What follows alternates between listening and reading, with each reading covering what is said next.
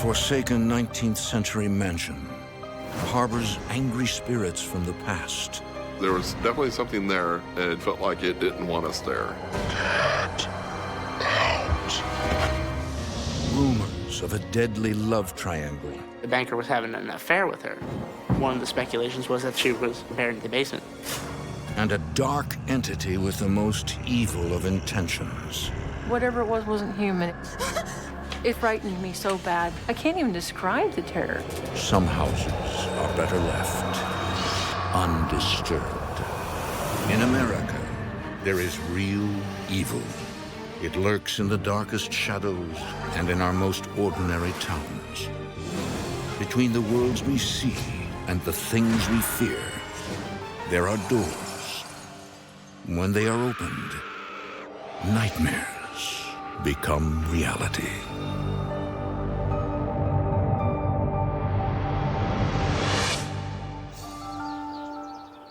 In the heart of Decatur County lies the small town of Garden Grove, Iowa, where the Rice family, Norman, Jennifer, and son Andrew, has just purchased a 19th century Victorian mansion. It wasn't hard to fall in love with. It was an amazing place, and I always said, you know, someday I'm gonna own you. Someday you're gonna be my house. I wanted to live there. It had everything that I ever wanted. Better than the pictures? It's incredible. Just looking at the outside of the mansion, it's breathtaking. It has a commanding presence. Hey, well, what do you think, Andrew? We're gonna live here? At that point, I would have been about 8, 9 years old. We were moving from a farm, and I was kind of excited, you know, new house. It was really big compared to our old one. It was really just a nice house. I'd never seen anything quite like it before. Built at the turn of the century, the mansion was commissioned by an affluent businessman and his wife. Garden Grove was in its prime, having served as a shipping point on the Chicago, Burlington, and Quincy Railroad. Garden Grove, Iowa, back in the 1800s was the place to be. It was one of the major cities. There were several thousand people that lived there because the railroad came through. It had a nice, long downtown area with lots of shops and bakeries and haberdasheries. And so that's why they chose that, is it was a beautiful place, still country-like, but city-fied. And Jennifer feels an instant connection to the house. The house just kind of felt like it belonged to me, like I'd known it at some point in time. It drew you in. But the picturesque mansion hides secrets from the past.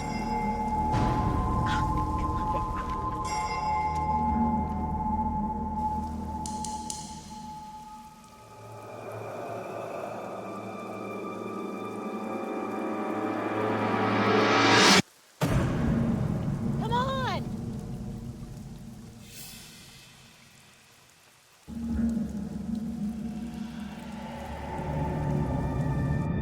Within these walls, it is rumored that an unspeakable horror took place.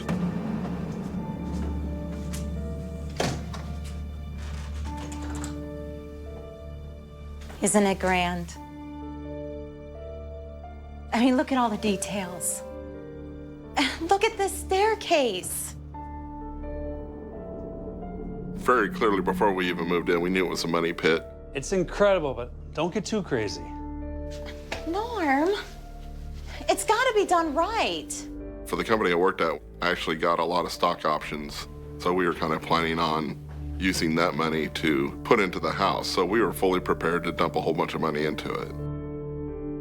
I feel like I'm the one who was meant to restore it to its former glory. Now, honey, I trust you. This is your passion. Be reasonable. I think Norman, more than anything, just knew that I loved that house. Are you sure you're okay with this? Yeah, if you're happy, I'm happy. In the months ahead, Norman spends most of his time working for a software company in Arizona, nearly 1,300 miles away. This leaves Jennifer alone to manage the big job of renovating the old house so that her family can move in. With me being out of town, it kind of gave her something to do since we were apart 90% of the time, being in different states. Her being able to put all of her energy into restoring this house really gave her a sense of accomplishment. Jennifer hires a main contractor named Claude and a few other workers to help realize her vision of the old Victorian mansion. It was a mission for me. And I could just see what it should look like. And that's what I loved about having that house. I could just create it from basically the ground up into what it should be and what I loved.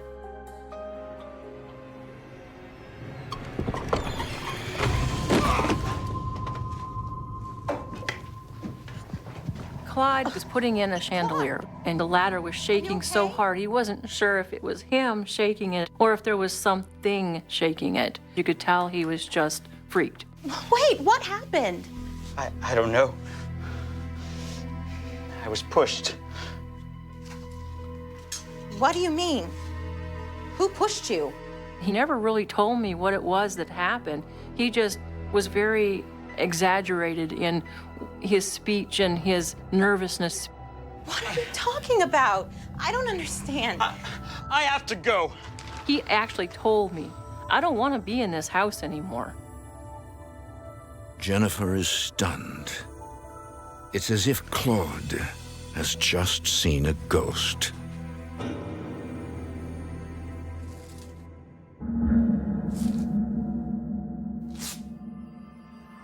I told my wife I was gonna be working in this house. You know what she said?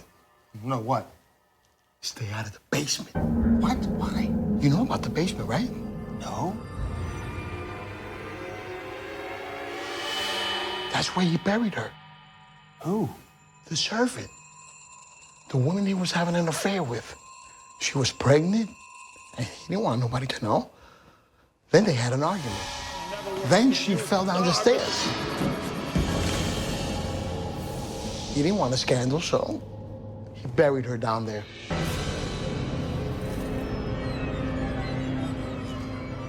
I think a lot of the creepiness and the fact it sat abandoned for so long, it sparked a lot of rumors. And the rumor was that the original owner buried her in the basement. 8-year-old Andrew's curiosity gets the better of him. First, he saw a man in the window, and now the scandalous rumor leads him to the basement. I couldn't even fathom everybody knowing so much about a house that I had just moved into. But it was kind of cool at the same time.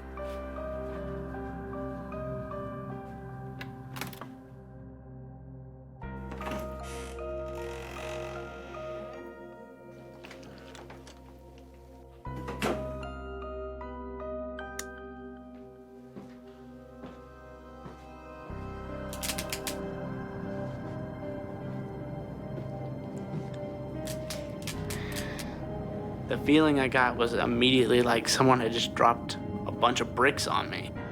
It was just really heavy, dense air. It was kind of hard to breathe a little bit. I can remember it being damp. It literally smelled like wet dirt.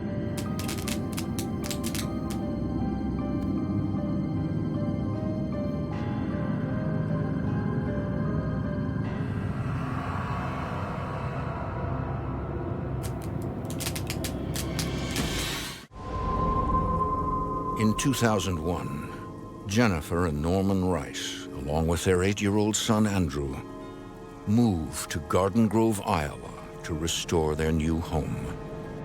The historic mansion is haunted by rumors dating back to the early 1900s of a suspicious death and a secret burial in the basement. Rumors had spread around town like wildfire that a servant had broken her neck. Some had even speculated that the owner was having an affair with her. Since he was prominent, he couldn't have that kind of thing on his record. So one of the speculations was that she was buried in the basement.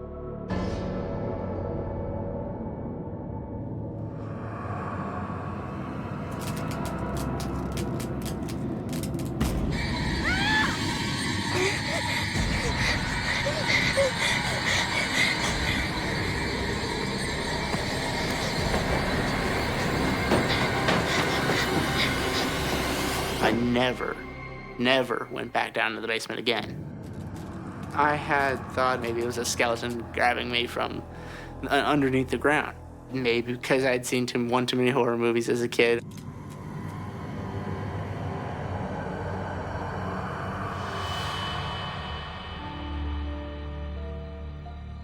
By July 2001, the majority of the renovations on the house are complete, despite the fact that all of the contractors have deserted the job.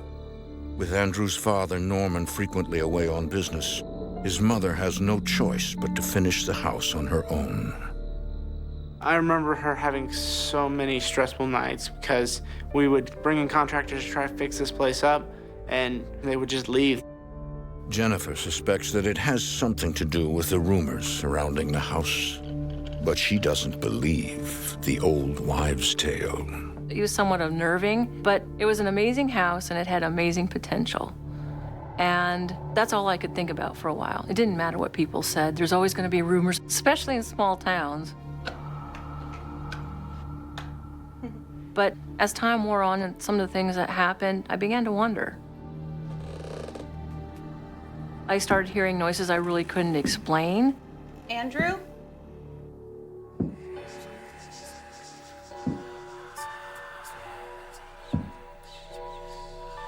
Especially late at night. You don't really think things through. Some of it could be written off to being tired, late night. It's the creepy factor.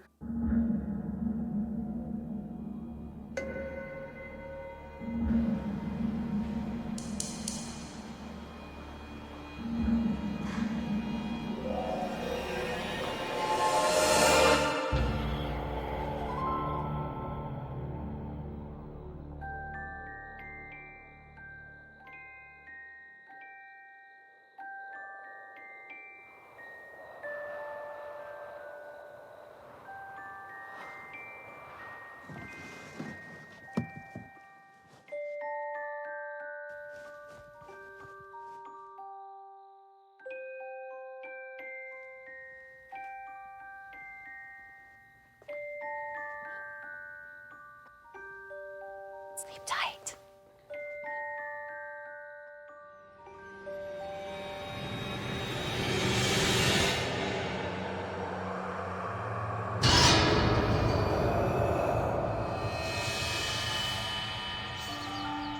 It is now the late summer of 2001.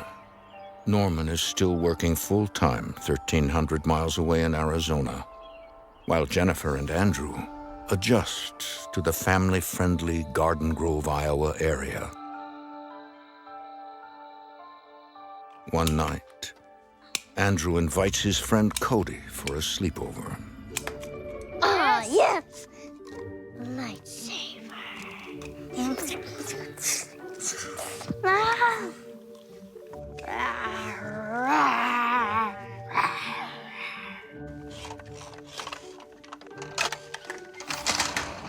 Seriously, Andrew?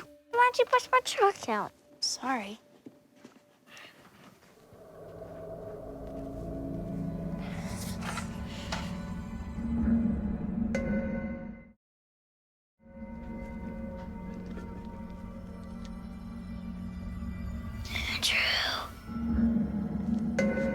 Cody?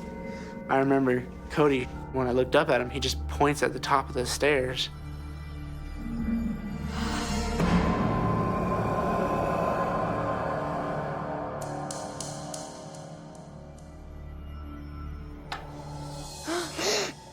Next thing we know, he just vanished.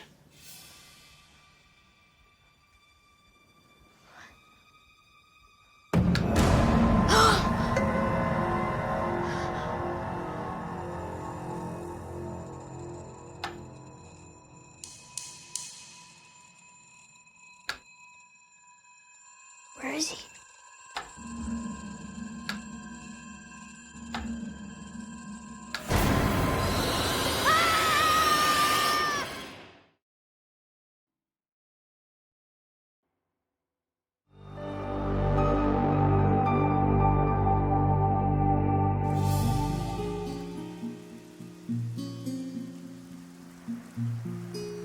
In the beginning, everything was roses.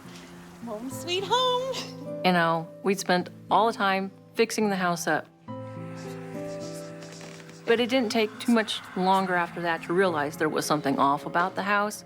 I chose to ignore a lot of things because I was elated and it was my dream. By the summer of 2001, Jennifer Rice has completed renovations on an abandoned 19th century Victorian mansion in Iowa. And while the home's rumored history of a mysterious death merely lurks in the back of her mind, her son Andrew comes face to face with evil.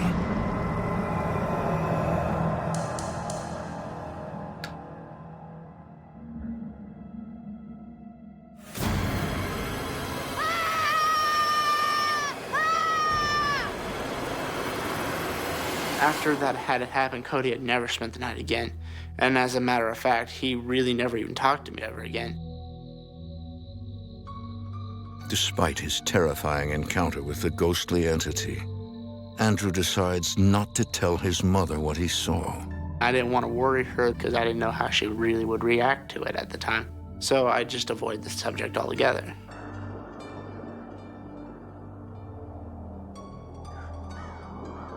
In September 2001, news that the once dilapidated mansion has been restored begins to spread through the small town of Garden Grove, Iowa.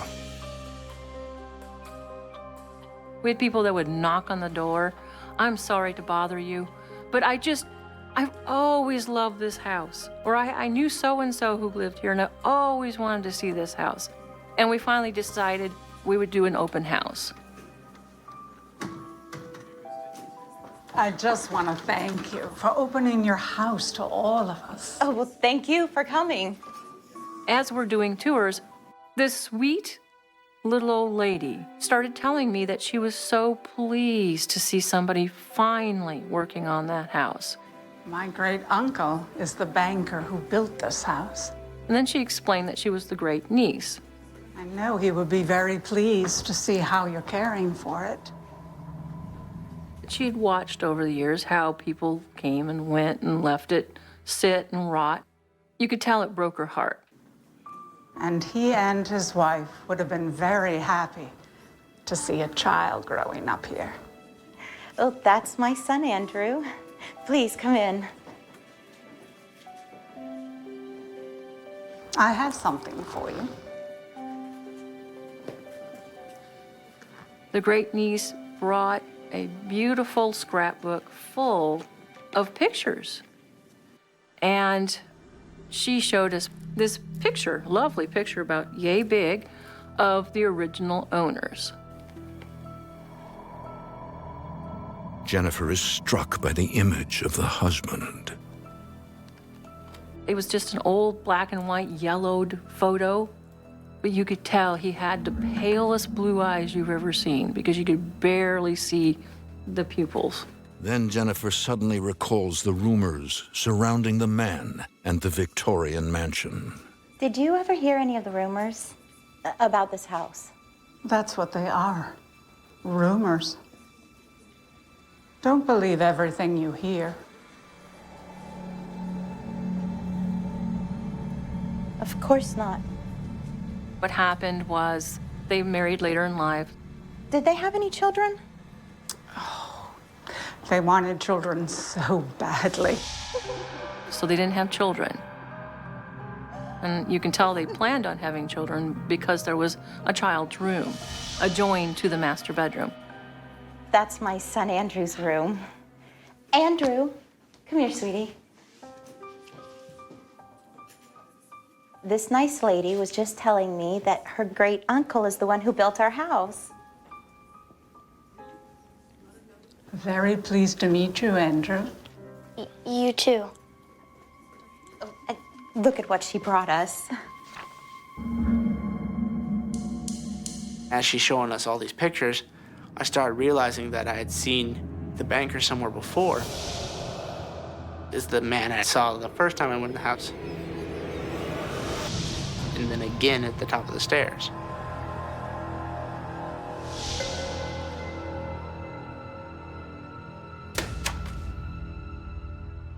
I need to go help Dad.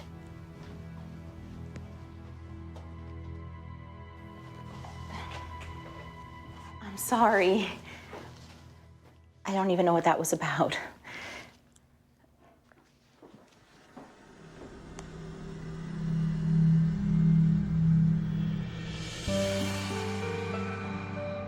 Scared and confused, Andrew continues to keep his experiences to himself. I was just in a kind of state of denial, really, because I just was thinking, oh, well, no, this is really happening. I just remember pushing it out to the side, pushing it off to the side, because I didn't want to even try to rationalize it. This was not something that I could just tell somebody, because unless you're there, you really can't fix it. So, I mean, I kept this to myself as best as I could.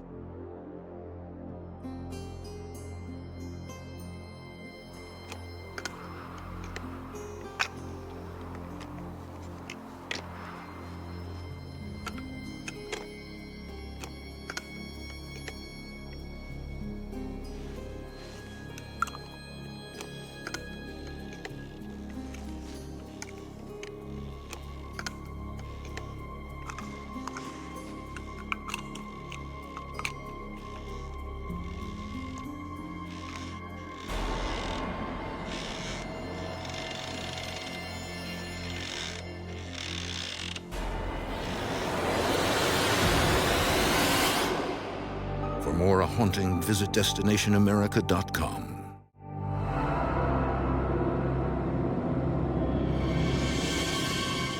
Since his terrifying encounter in the basement, 8-year-old Andrew Rice has felt an unsettling presence in his 19th century house in Garden Grove, Iowa.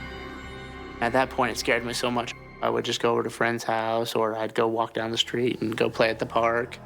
You know, I just find any way to avoid the situation altogether.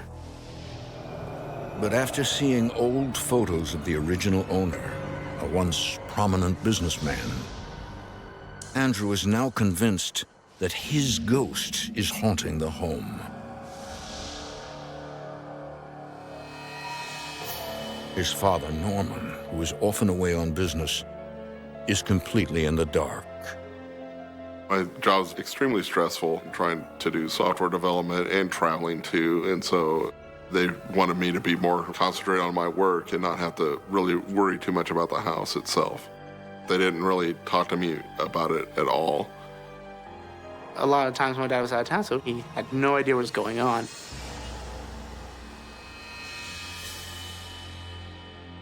One night, Andrew has a new visitor.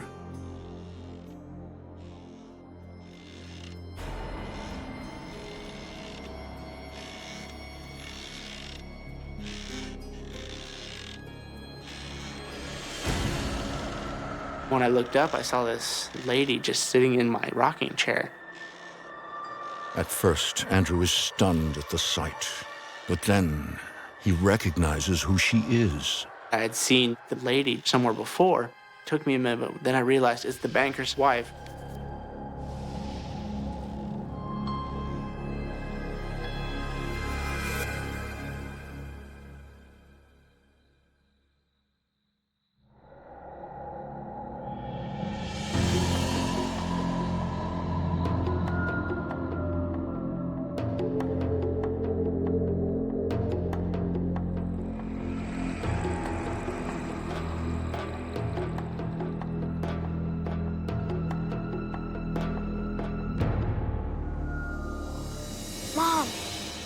Mom, I saw her. The woman in the photo, the banker's wife. She was sitting in the rocking chair in my room. He said, I saw a ghost. He was very shaken up about it. It's okay. Maybe you're just dreaming. You can really scare yourself when you're alone by overthinking things. We were very used to being alone, and I think we tended to underthink things. No, I'm serious. She looked exactly like the photo. It was her, and that's not all. I've seen the banker, too.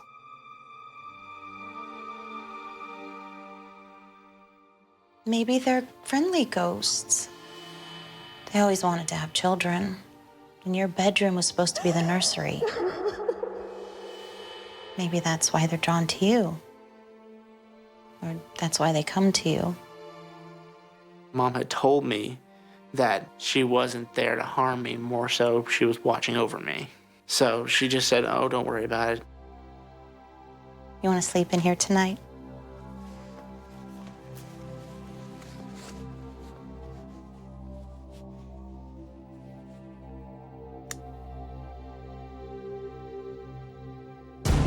Despite Andrew's compelling tale, Jennifer isn't entirely convinced that the house is haunted. I didn't want to believe that there was anything going on. I just didn't. I'm stubborn. I'm very stubborn. And if I don't see it, it didn't happen.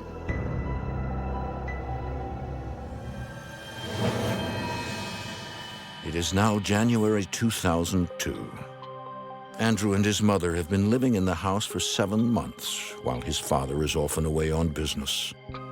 But that winter, Norman returns to Garden Grove and is told nothing about his son's encounters with ghosts.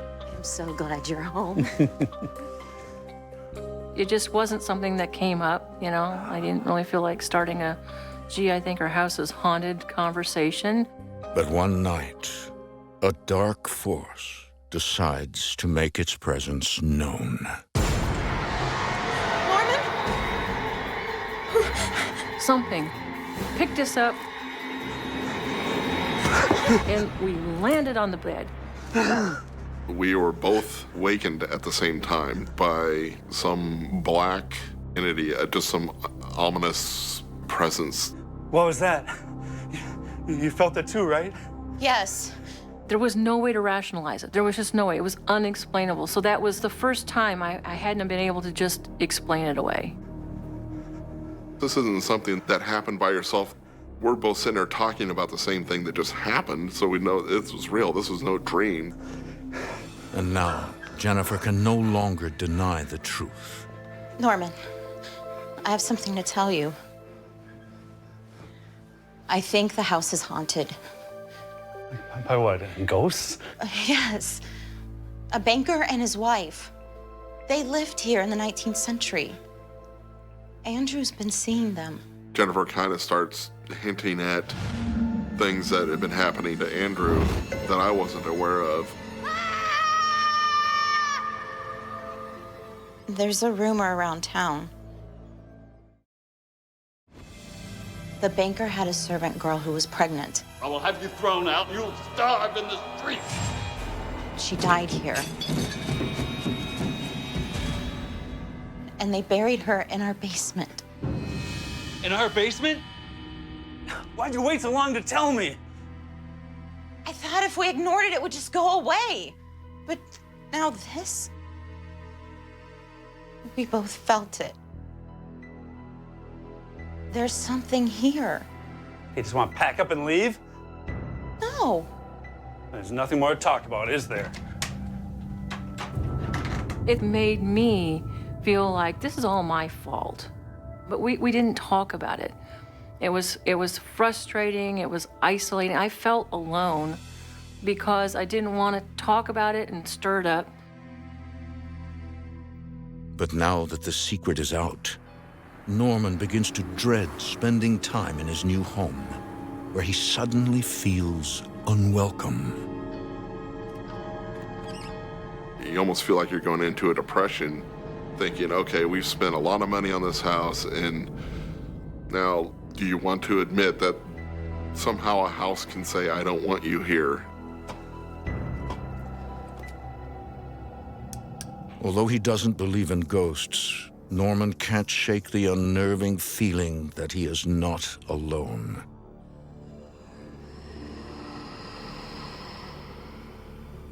And that something still lurks in the basement.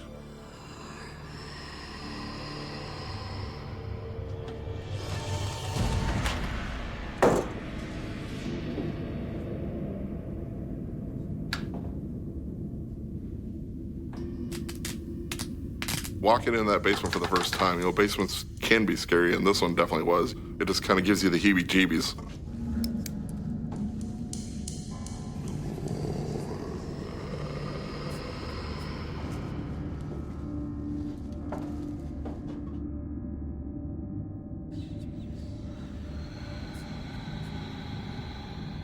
there was some ominous mass there keeping the light from shining into the basement. It was like something just sucked the light out and it was pitch black. That had to be the most scared I ever was in that house.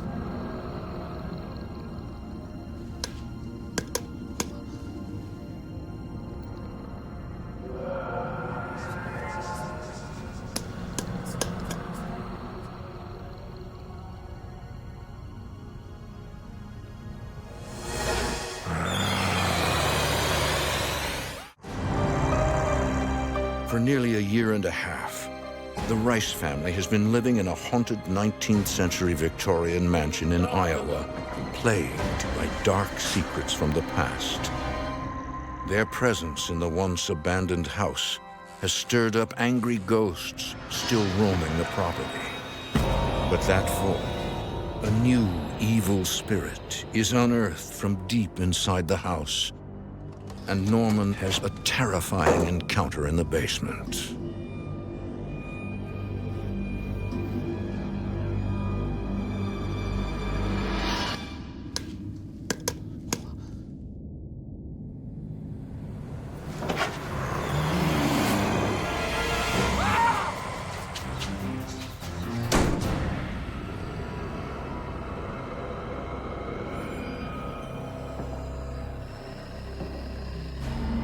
Instantly, something in him begins to change.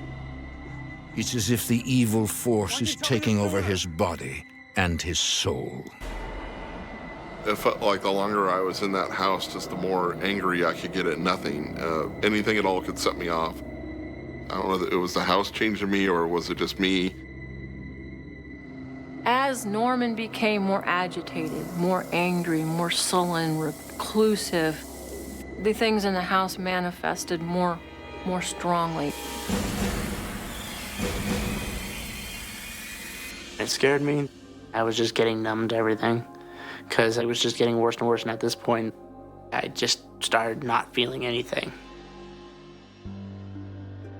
But fortunately, Norman's job soon takes him out of state on business for several weeks. His absence comes as a welcome relief. I just knew that there wasn't going to be another day of yelling and screaming and wondering what was going to set him off. I was happy when he left. I mean, that's the very sad part. But with or without Norman, little do his wife and son know. They are not safe. The evil spirit has been awakened. We had just gotten home from Sunday church, and my friend from down the street, he would always call and leave me a message after he got off church so we could go hang out and play. Honey, what are you doing? It's broken.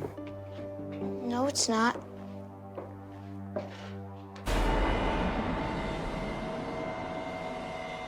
It's not even plugged in. The light was blinking, just like a normal, somebody left a message. So, I don't know why I did it, but I pushed the play button.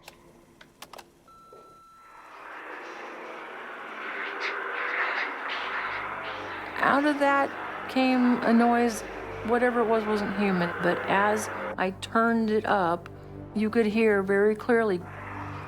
Get out.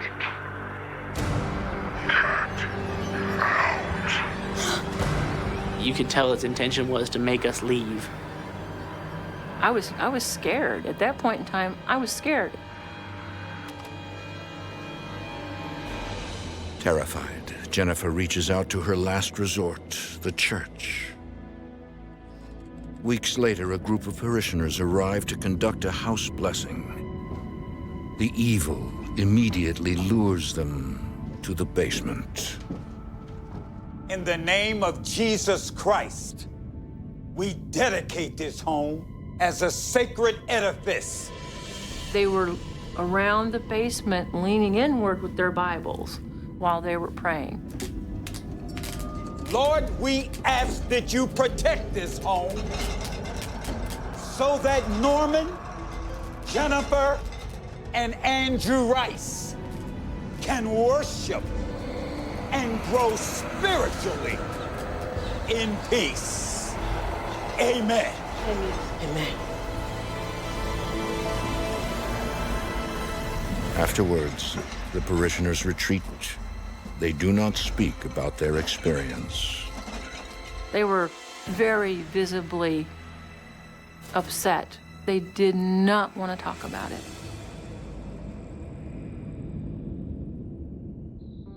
The house blessing is now complete, and Jennifer has faith that it will make a difference. I honestly believed that it would be better. I really did, because he picked the strongest people in our church, the most steadfast people I knew. I was very hopeful.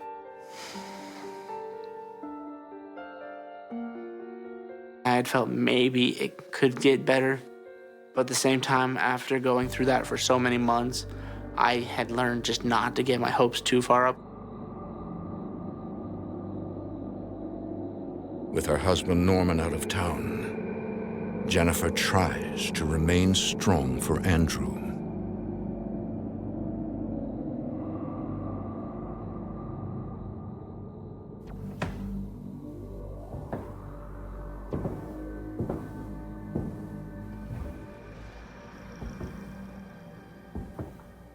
Norman? My mind is like, what? I know he is not here. Norman, is that you?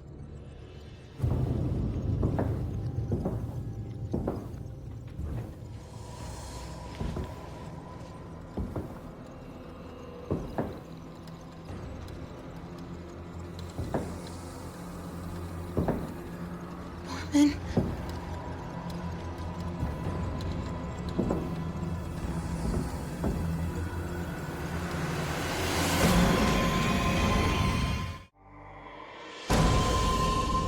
For well over 2 years, angry ghosts and an evil spirit have been haunting the Rice family in their 19th century Victorian home in Garden Grove, Iowa.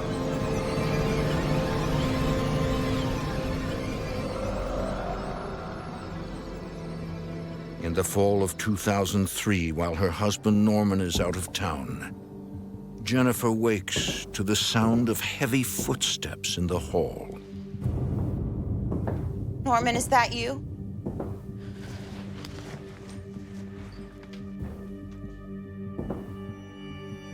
Norman? I saw that thing. I didn't know what it was, and then it looked at me. I can't move. It's gonna get me. I'm feeling like I'm gonna die of a heart attack. I can't even describe the terror. I knew then that it could create whatever it wanted to scare us. But this new entity is just starting its reign of terror. And soon, it targets the weakest member of the family.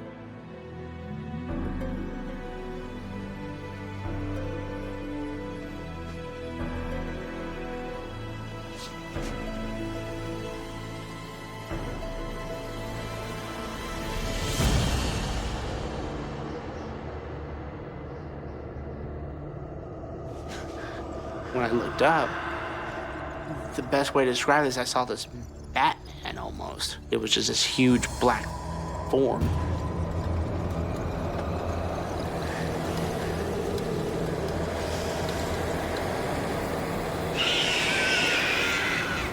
I feel this presence enclosed around me. It was just strong, and I knew that if I had struggled, it would have just tightened his grip even more.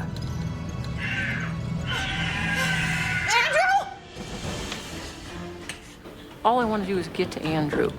That's my first thought. I gotta get Andrew and run. I want to get out of here. I want out.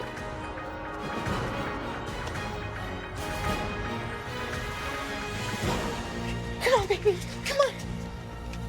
She didn't even grab her shoes. She just picked me up. We ran out the door. Come on, Andrew. Come on, sweetie.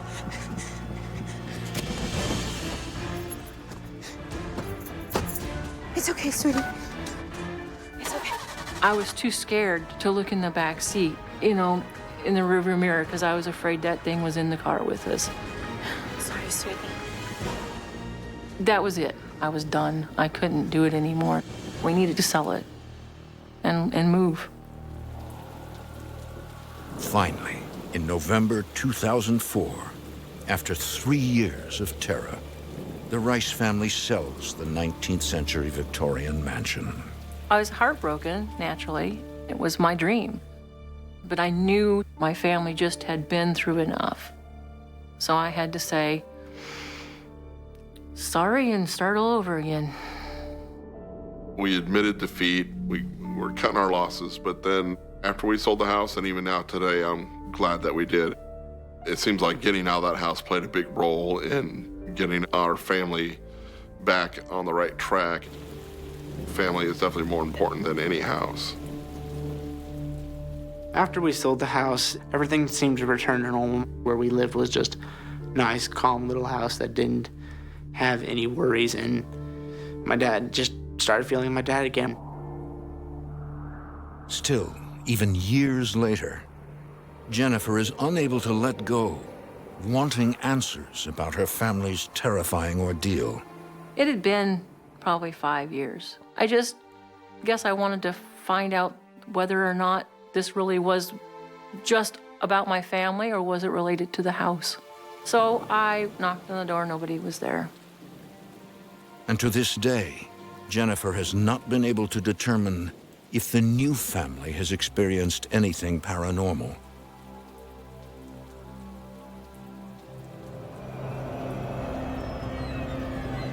What happened to the Rice family in Garden Grove? And what, if anything, lies buried in the basement remains a mystery. I think that thing saw a source of power that it could draw from. I was feeling fear, my mom was feeling stress, my dad was feeling anger. All those are negative, and it gave it something to feed off of. I think that the worst of it came from the turmoil in the family.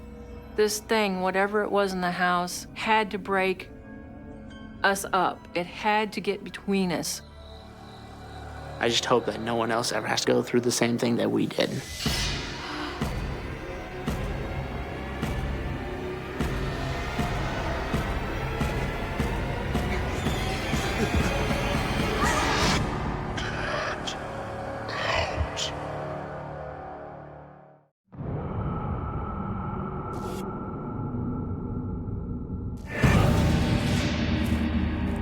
A boy comes across an abandoned shack in rural Maryland. After we found that building, everything changed. And stumbles upon a portal to an evil world. Hail Satan! For years, a demon threatens to devour him, body and soul, until he reaches his breaking point. I was in constant fear. It was controlling me. It wanted me to die. Can he be saved? Or will he be lost forever? In America, there is real evil. It lurks in the darkest shadows and in our most ordinary towns. Between the worlds we see and the things we fear, there are doors. When they are opened, nightmares become reality.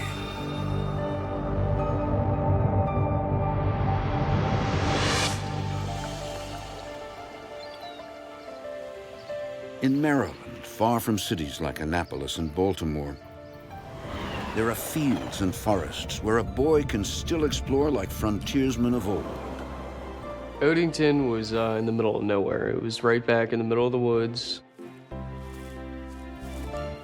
In the summer of 2003, 12-year-old John Drenner Jr. ventures into the forest behind his grandmother's home.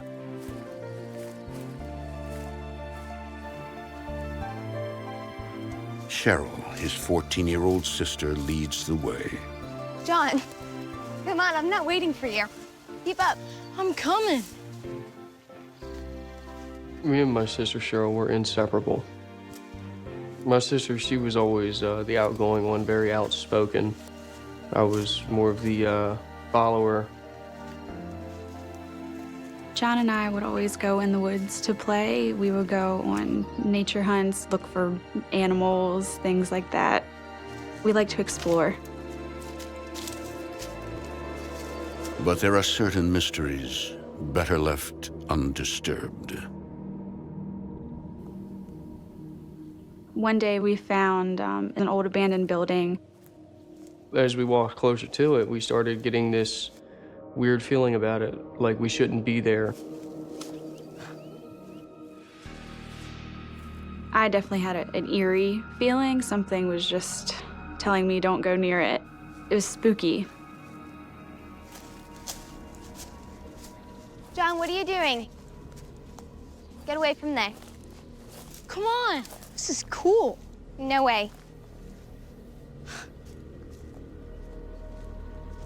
I decided that I was going to be the brave one and venture inside.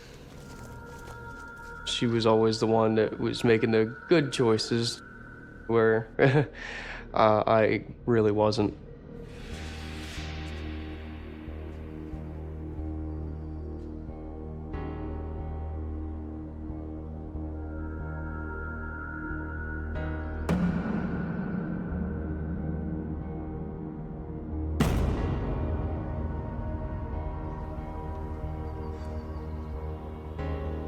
John? John, come on, I want to go. Okay, I'm coming. Wait up. There's something here. In one of the corners, I found a book. It had an upside-down cross on it.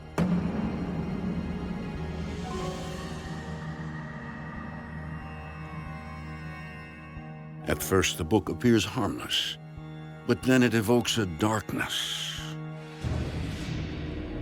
Cleanse yourself of malignant and pent-up emotions. Hail Satan. Why should I not hate my enemies?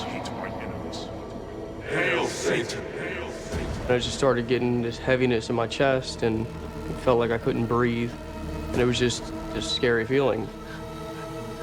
Cheryl! I ended up throwing the book Wait up! because it scared me so bad. Wait up!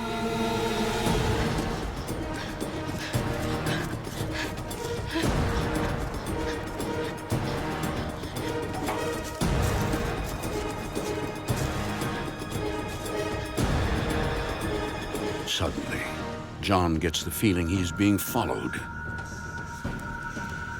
I just started hearing this incoherent whispering, and I knew it was coming from the woods.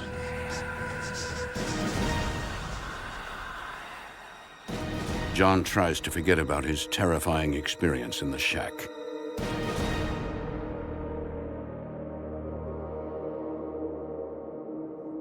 That summer, John spends weekends at his grandmother's house. One night, Cheryl hears disturbing noises coming from John's room. Hey,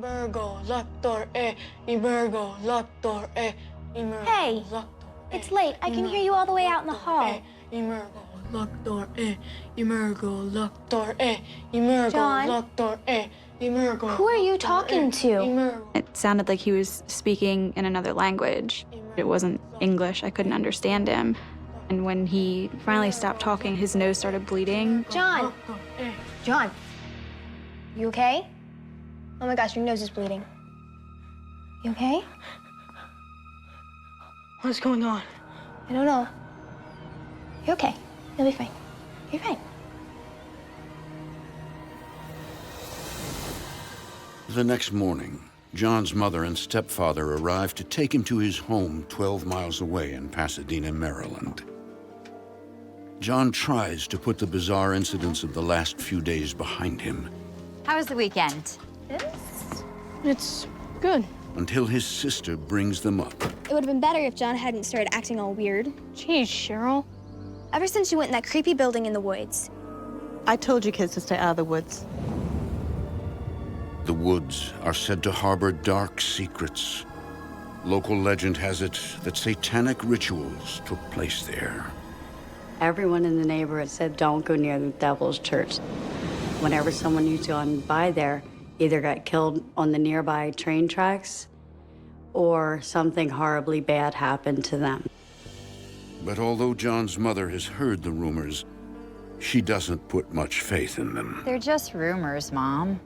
My opinion of the paranormal was it was about as legitimate as the Easter Bunny. But her son John is about to find out just how true rumors can be. A few nights later, John is at home with his mom and stepdad when he suddenly hears something odd.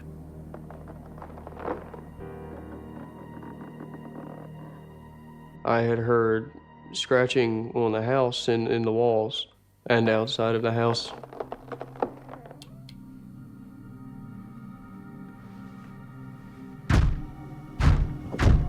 And then I started hearing banging on the walls. It sounded like somebody was punching the walls right next to me.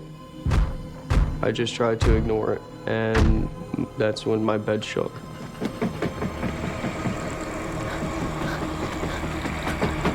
It was a very violent shaking. It felt like an earthquake. But then, from the darkness, it's the summer of 2003 in Odenton, Maryland. Ever since John Drenner Jr. discovered a mysterious book in the woods near his grandmother's home, he can't shake the feeling that an unseen evil lurks in the shadows, watching him. There was something happening, something going on. The first time that I heard the whispering in the woods, I knew there was just something off about it. I knew there was something wrong, and it scared me. Hail Satan! Hail Satan! Cheryl worries about the sudden change she sees in her little brother. He was scared to tell me. I didn't know what to think. I didn't know how I could help. You okay? What's going on? You're okay. You'll be fine. But the night comes when John meets the dark force, face to face.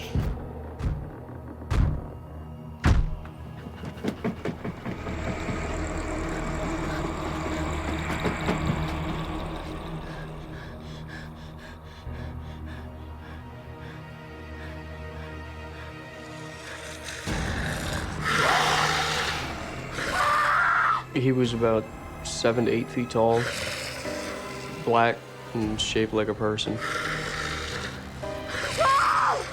Honey, what's wrong? What is it, honey?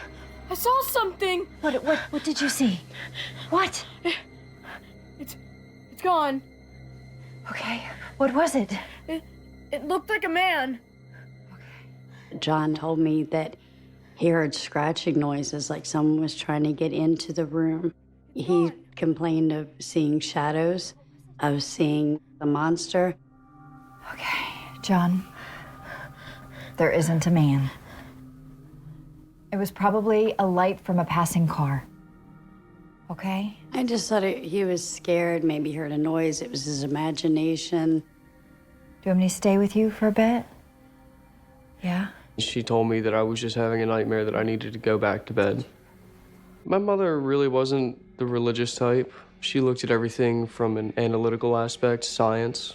If she couldn't see it, feel it, taste it, touch it, it wasn't real.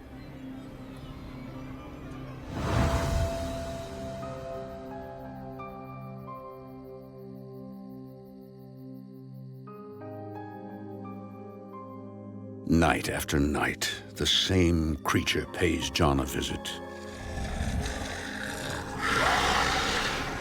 I started sleeping with the blanket over my head so I couldn't see it. John's mother decides to bring him to a child psychologist. After so many nights, I contacted an institute that would diagnose and treat John for whatever was ailing him.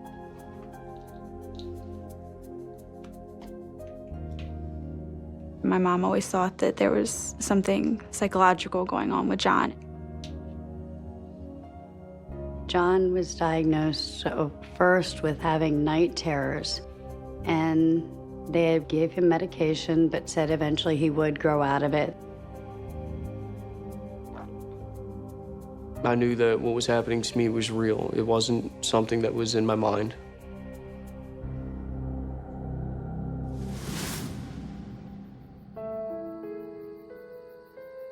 Things appear to calm down for a while, until one weekend when they are back at their grandmother's house, Cheryl finds John acting strangely.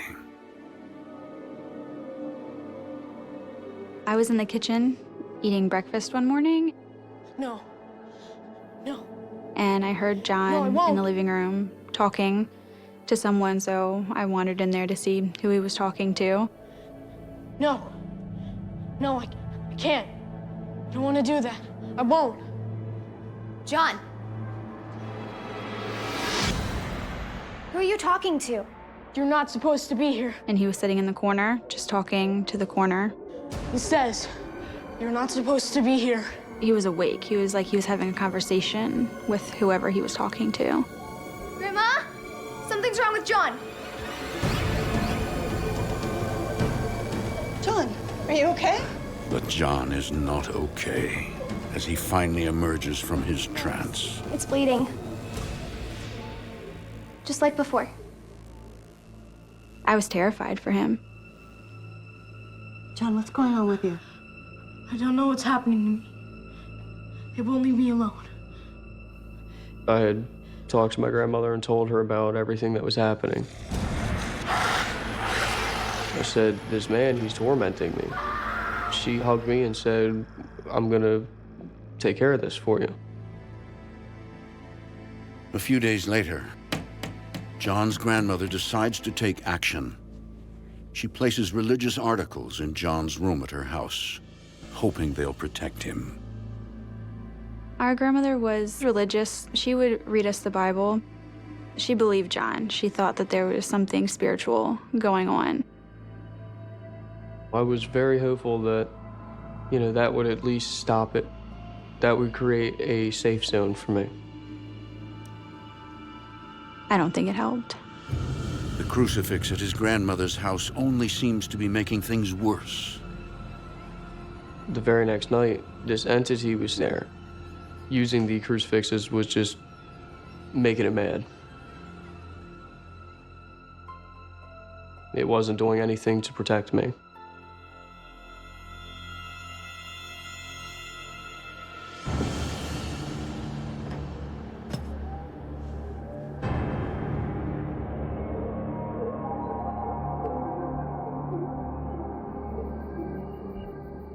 A few nights later, when he's back home with his mom and stepdad, John senses the evil force is back. That night, I just laid down to close my eyes and I heard a knock in the corner of my room.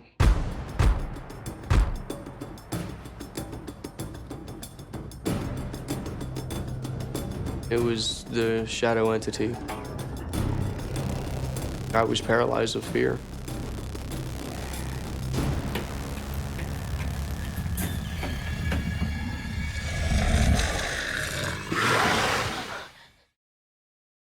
When he was just a boy, John Drenner Jr. unwittingly uncovered an evil force in an abandoned shack, rumored to be the site of satanic gatherings. Hail Satan!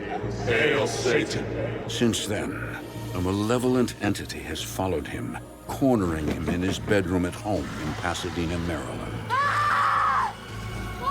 At this point, I am terrified. I am absolutely terrified of not knowing what is going to happen next. Night after night, the dark figure torments John in his bedroom, the one place where he should feel safe. And as time wears on, the entity grows bolder and more grotesque.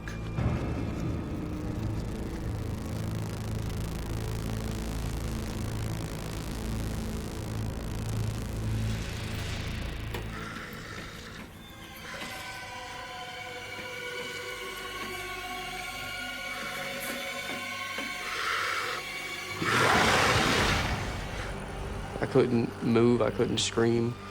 I could just look at it. It's emptiness in its eyes. It just absolute evil. No! John has run to his mom and stepdad for help many times, even though they believe he is just suffering from night terrors. But that night, John's cries go unanswered. I started banging on my parents' door to wake up and help me. This thing was going to hurt me. I felt like it was going to kill me. And I'm banging on the door for about 5 minutes and nothing. Open the door!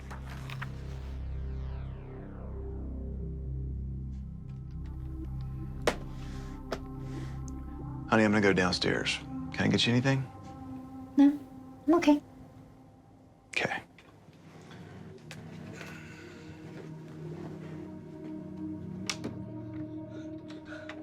Hey, buddy. Shouldn't you be in bed? Why wouldn't you open the door? I've been pounding and screaming to get you to wake up. But they weren't ignoring him. They never even heard him. Buddy, we've been awake the whole time and we never heard anything. You never made a sound. I didn't know what to think. That honestly scared me even worse. Come on, let's go back to bed. It's all right. The only thing I could do was comfort him. At that point, after all the other steps I had taken, the only thing I could do was to be there for my son. I was looking for a logical reason for everything and a logical way to fix things, but there was nothing that I could do to stop the occurrences that were happening. Frustrated that his mother and stepfather don't believe him, John pulls away from his family. He started shutting everyone out. He shut me out. He shut our grandmother out. He was angry. I was completely alone in this.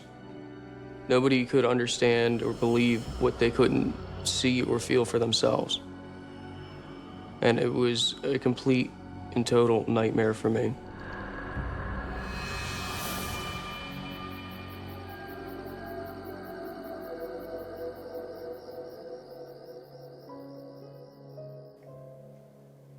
John finds solace in the company of friends who take his fears seriously. One night, they play with fire when they attempt to contact the evil entity to help rid John of his tormentor. Aren't you supposed to ask it something? Oh, yeah. I decided to tell one of my friends about what was going on.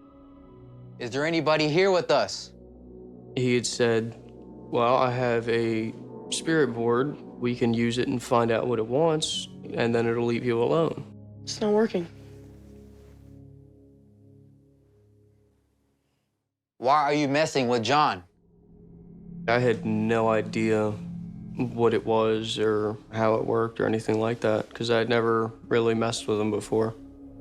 It's not working. Guess not. I'll be right back. Here, let me try. My one friend got up to use the bathroom.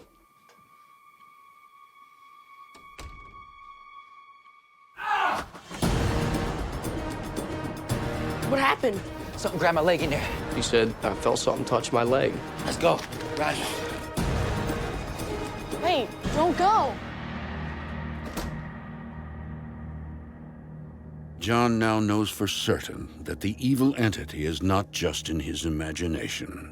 It was a massive turning point in my life when my friends had experienced something. It was like this sense of relief. Somebody else has seen it as well. But at the same time, John has no idea that he has just invited evil deeper into his life. And things are about to get a lot worse.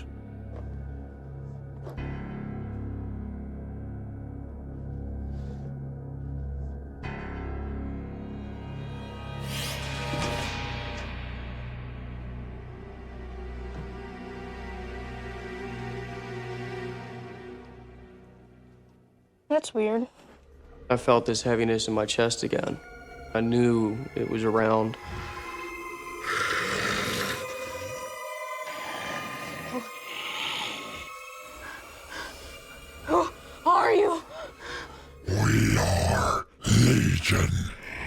said, "We are Legion, and we will never leave."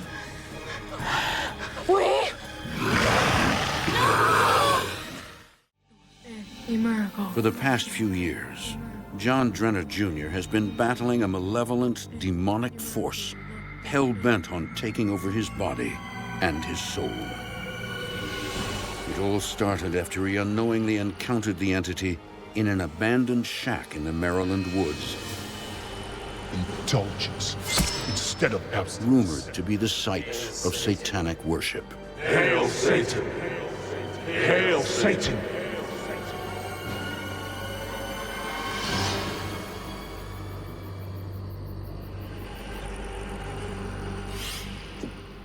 One night, after using a spirit board, John has a close encounter with his tormentor. Who are you? We are Legion. We? It was just this deep, grovelly, bass-type voice. It just literally radiated through your whole body. Then, the sinister force attacks. And I could feel its breath on my face. It was trying to choke me to death. I felt like it was going to kill me. But no one comes to his aid. John manages to escape the clutches of the evil entity, but knows it's only a matter of time before it strikes again.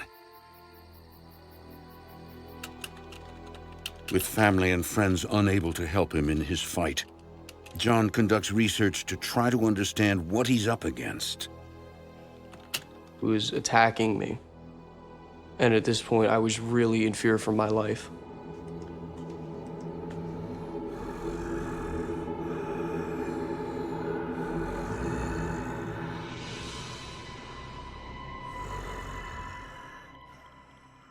Nobody believed me when I told them. They just thought I was crazy. Suddenly, John comes across an image of an upside-down cross, nearly identical to the one he saw on the book in the woods. It's a symbol often used by devil worshippers. Hail Satan! Why should I not hate my enemies? Hail Satan! Hail Satan! It all begins to make sense. Somehow, a demonic entity attached itself to John in the shack that day. And now, it won't let him go. I think the entity was trying to push me to the point where I would kill myself. It wanted me to die so it could collect my soul. And John has no idea how to rid himself of it.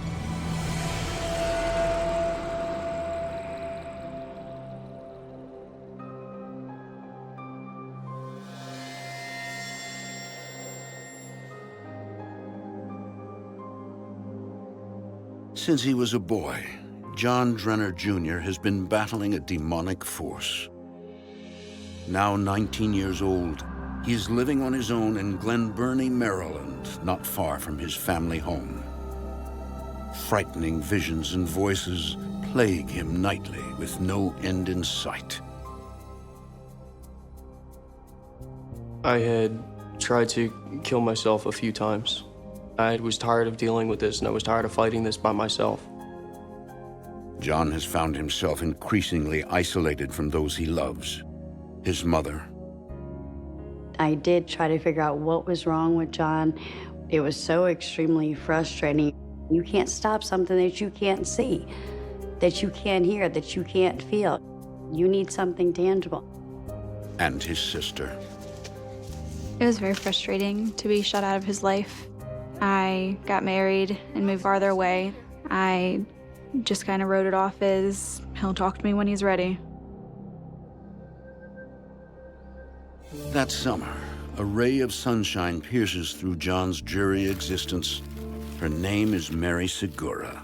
I can't believe I'm really here. I know, neither can I. I met John when me and my sister decided to go to the mall. John and his friend was upstairs, and he kind of looked down at me, and I kind of looked down on him. He had those beautiful eyes, His green eyes. After dating a year, they've made the decision to live together. Is that it? The last box?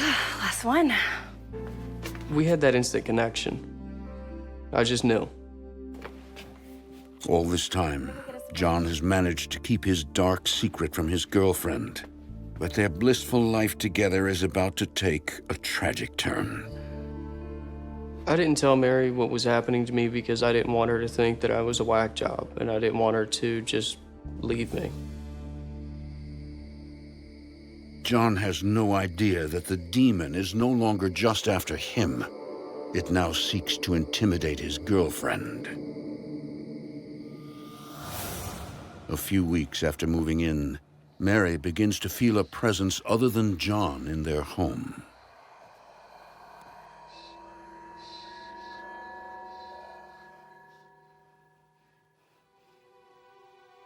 I felt like someone was watching me, but I knew that nobody was home. It's the worst feeling you can ever possibly have.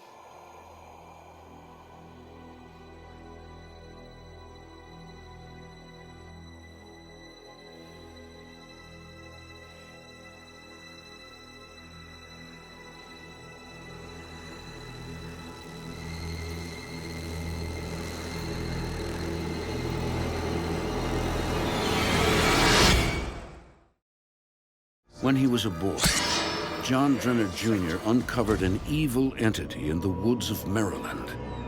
Since the moment the demon attached itself to him, it has tormented John relentlessly. At this point in my life, at 19 years old, I just assumed that I was going to have to deal with this for the rest of my life. It was a sense of hopelessness, and it made things a lot harder for me, knowing that I wasn't ever going to be freed from this. I was just going to spend the rest of my life in hell. John's been dating his girlfriend Mary for the past year, but until she moves in with him, she has no idea he's being pursued by a demon. One day, Mary senses its presence.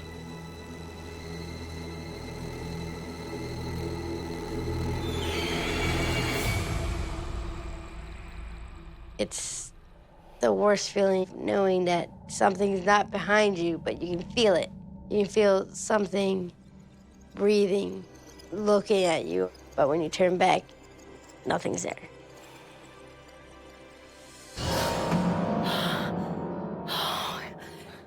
Oh my God, you scared me. I'm sorry. Oh, I've been having this creepy feeling all day. Creepy. Yeah. It's nothing. He just said, oh, it's just a weird feeling. It's just probably my imagination. I'm getting used to having someone else live with me. I had the feeling that she knew something was going on, but she didn't know what.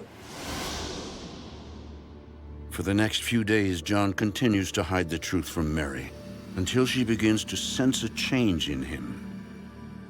Throughout the days, he would be sweet and loving. Then, all of a sudden, you say one thing, and he snapped. He was aggressive. Hey, did you mail the rent check? I will. Okay, when? I will. I'm trying to read. I just don't want to have to pay a late fee, and then there's, like, charges. I said I will! What's wrong with your eyes? What do you mean? The eyes were black, frightening. It wasn't my John. Something else was taking over his body and his soul.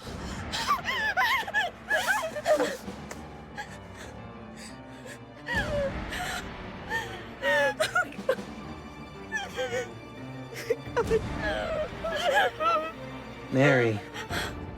Why don't you come out, Mary?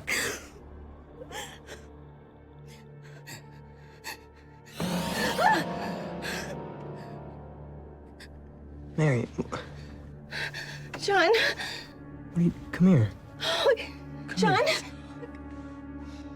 Oh, John. Oh my God, your eyes. They're so terrible. There's something I need to tell you. It's okay. He started to tell me everything about his life and dealing with this demonic thing. Ever since I was a kid, it's tortured me and it's followed me. I thought it was over. I thought it was gone, and the last thing that I wanted was for anything to happen to you. I'm sorry. I didn't know what to think. Either A, he's crazy, or B, he really needs help. That's a lot to take in, and for a minute there, he kind of had me in shock. I was sure that she was going to leave me. Okay. Okay, hon, we'll work on this together.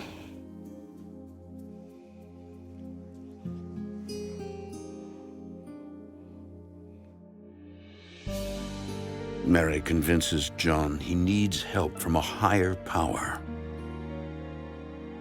I figured, well, let's try to go to some churches to see if they can help. None of it was working. All the ones that we went to, either they turned us down or they just didn't want to deal with it. One night, John has a disturbing dream, an omen of more bad things to come. Mary? Mary? Mary? Mary? When I had looked up, I had seen that the sky was blood red. There were these black things flying around in a circle. In the middle of the sky was this red sun, what looked like a swirling portal.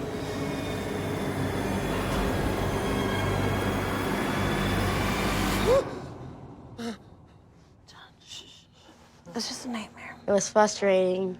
I couldn't do anything to help the love of my life. And I suffered every time he had a nightmare, every time he had a vision. I suffered because that was me feeling hopeless.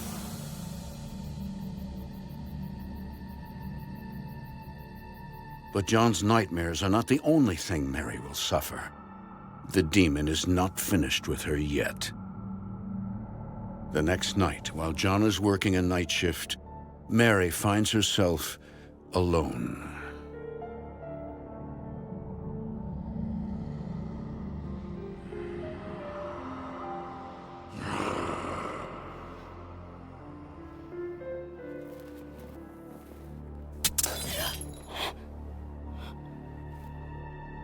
It was pitch dark.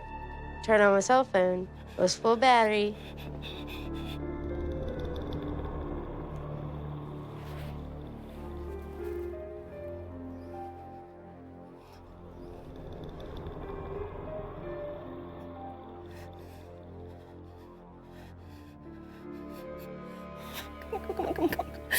There was no way that it could just die. No, come on.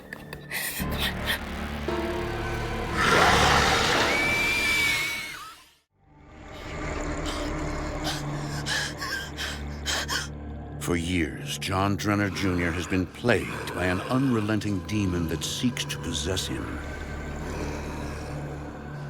And now it seeks to scare off his girlfriend. It was pitch dark. Turned on my cell phone. It was full battery. Turned on the light so I can see. And all of a sudden, battery drained. And my heart started racing.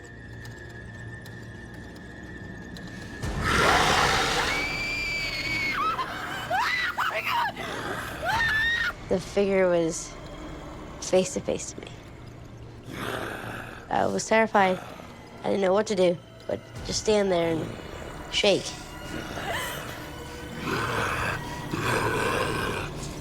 I've never experienced anything like this before. Anything. And just as suddenly, the demon disappears.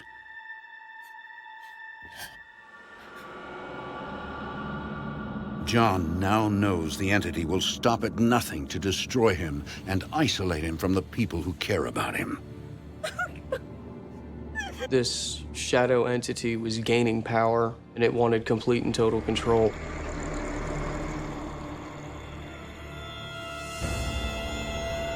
In February of 2012, a friend puts John in touch with Bill Bean, an ordained deliverance minister, similar to an exorcist, but not affiliated with the Catholic Church. John said, I think I found our solution. At this point, I was willing to try anything to make this end. Please help us.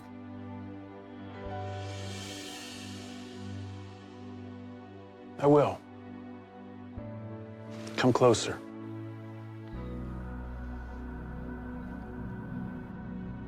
When John came to meet with me, I immediately sensed the presence of evil that was upon him. I could see the demon that was behind his eyes, absolutely could see it. Bill believes John first came into contact with the demon in childhood, and now, years later, it's on the verge of taking possession of him. Son, I believe a demon attached to you when you were a child. I felt that John was strongly demonically oppressed, or possibly even possessed. Demonic oppression is the beginning stages of possession. The person becomes introverted, withdrawn from family members and friends. They start to have a negative outlook on everything. John, you need a prayer of deliverance. Now. Deliverance is similar to an exorcism. In John's case, it was severe. Steps had to be taken right then and there. And something in me kept telling me, don't do it. But with nowhere else to turn, John wills himself to go through with it. Amen. I forced myself to take his hand. The Lord is my shepherd, I shall not want. He maketh me to lie down in green pastures. He leadeth me beside the still waters. Suddenly, the evil John encountered so long ago lashes out. Satan represents indulgence instead of abstinence. Hail Satan. He restoreth my soul. Satan represents undefiled wisdom instead of hypocritical self-deceit. I take power and authority over this demonic spirit in the name of God. I cast you out, spirit. I said, do you renounce Satan and all of his works? Yes, I do. I cast you out, spirit. Cast you out!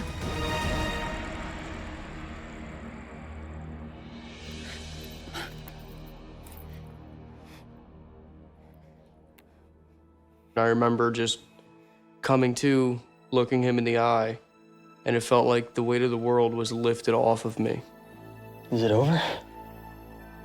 Is it really over? It was the most amazing feeling that I have ever felt in my life. I think it is. At that moment, I got my John back.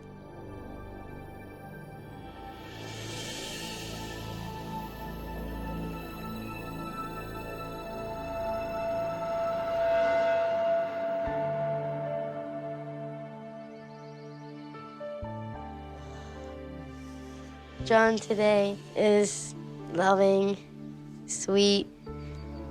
I definitely feel that the situation made him a stronger, more outgoing person. You love it. I do. You love it. Eventually, John reestablishes ties with his sister and mother. Whatever.